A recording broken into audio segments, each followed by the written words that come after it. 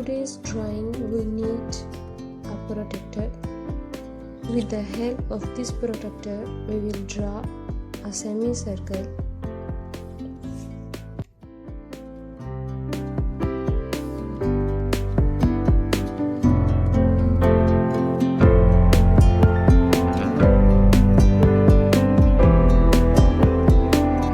Now make its corners round to shape a mushroom's upper part.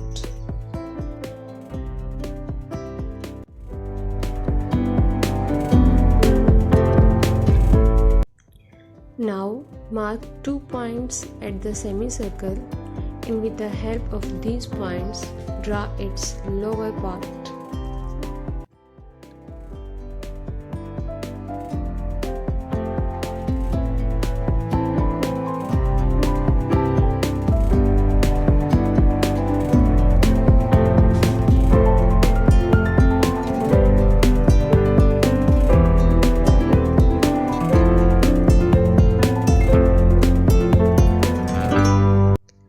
Draw some grass leaves at the bottom of mushroom.